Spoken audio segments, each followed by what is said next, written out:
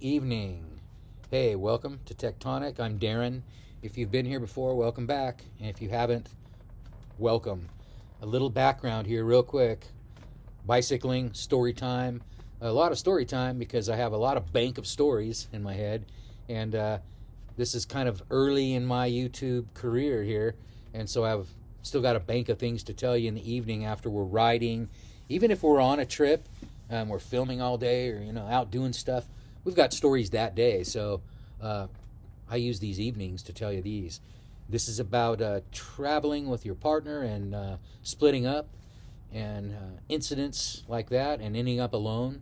And here we go. This is a pretty good one, and I apologize because this should be like an hour-long video, but I don't want to bore you because there's a lot in here. I'm going to split it up, but it's all exciting stuff. It's probably an hour's long of stuff that would be pretty good, but I want to keep it exciting and a little bit shorter. Bottom line, no cell phones, no ATMs at the time in Nepal. It was pretty rough. We were going in to climb Tent Peak at the time, which is Tarpu Chuli in the Annapurna Sanctuary.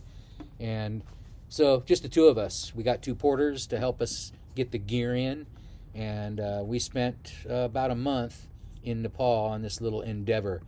Keep in mind, this is us, young, and heading in, and very naive. But we'd been climbing in Alaska, so we thought we really had our shit together and knew our stuff, But we learned a lot on this trip, and we've been back to the Himalayas since, over and over, and South America and all over the world. But this trip was one of those that where the lessons were learned, and now they're tools. We use them for tools. So this is my friend Pat, my longtime climbing partner, climbed together for many, many years, and we're heading in. So the one thing I do want to say here is this video, I'm not sure if I can say some of the things that happened in here. So, and it's true. I've told you before, my daughters watch this, my ex-wife, everybody, my mom. So I'm not lying here. This is all the real deal. In the early days. Well, early days for us in this generation. So yeah, here we go. We're heading in together, and doing all the things we have to do, and got our porters, and we're halfway in. One of the mistakes we made was we thought it'd be okay, since we were running short on cash from the get-go, is maybe we didn't need a permit to climb this little trekking peak, which is actually pretty big. It was 20,000 feet. And, to us, 20,000 feet, it's good size, but, we can do this, We were ambitious and young and ignorant at the time. So, without being like Uncle Joe or Grandpa Fred showing you video or slides all night and telling you too long of a story, I'm going to get to the nitty-gritty of this one, because we can go back and tell other stories about this trek in where weird stuff happened. But from the get-go, we don't really get a permit. But we go in anyway with these heavy packs that we have and all our gear and our porters, 2 of them. And we send them back home after we get in there. We'll carry out our stuff. We needed them basically just to help us get in there and navigate, And these days, now people hire lots of porters, and there's big expeditions going to this place. Back then, there were several of those at the time. Anyway, I'm sure some of you guys are going to know the history of this Annapurna area, but Tent Peak, Tarpu Chuli, and the only trip we did in here together. So anyway, we head in. We really shouldn't have been carrying all this gear because we're not going to be able to climb this thing legally. Let me tell you, if you don't have a permit for a peak in Nepal and you're out climbing it, you can go to jail. It's a big deal. And the locals hate it because they want to get, they want you to pay to get the permit and get the porters and do it the right way. And, we wanted to do it that way, but we didn't have the money at the time. So we're like, well, we'll just go in there and hike around a little bit, And, and that's really in the back of my head what I wanted to end up doing, was just kind of getting in as far as we can legally and enjoying ourselves.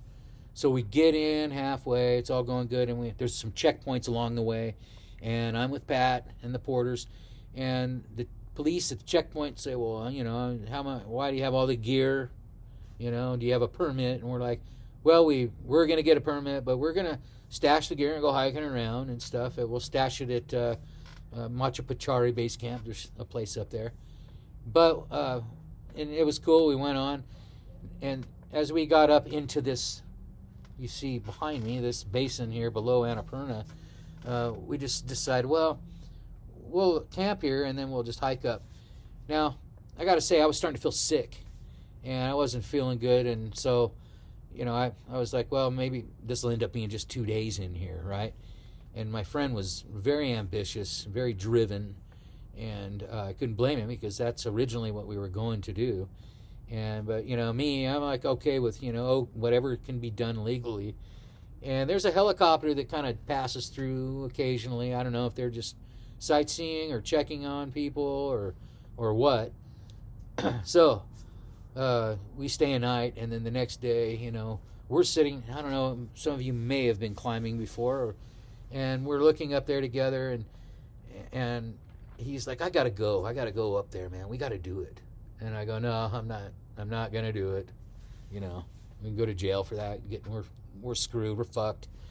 And so we spent another night, and I'm feeling sicker. I'm getting the altitude. I'm not feeling good. I wasn't acclimating on this trip, and feeling really unease with the whole thing, especially since down below we were getting a vibe from all the people, all the locals, because we're carrying these big packs, and we're the only people really carrying big packs that didn't have permits.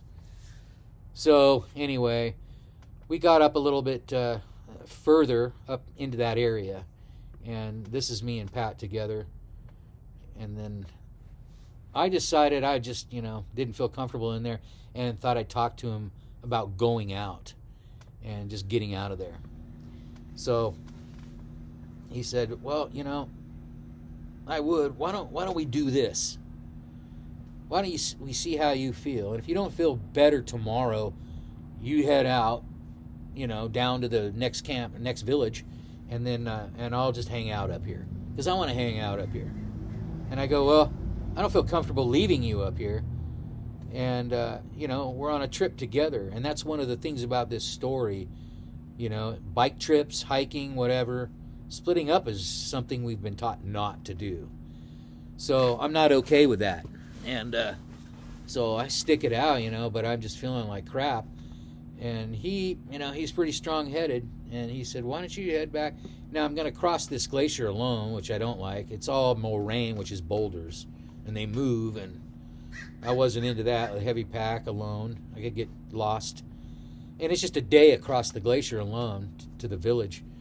So I drummed up the courage to do that, and then also just the guilt of leaving him there. And the helicopter flying over, and I thought, we're going to get in trouble if we try to climb anymore. And he didn't care about that.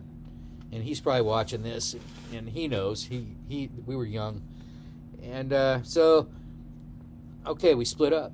We make the big mistake. And there's a lot more to this story that might not be legal to tell on here, so I'm just going to go with the rest of it for now. And it still won't be boring. So I get out across the glacier, barely, because I'm just beat up. I get to the village, and long story short, another village down. He said, just keep going down. I'll meet you at Shamrong. And that's about 2 days down away. And I couldn't wait up higher.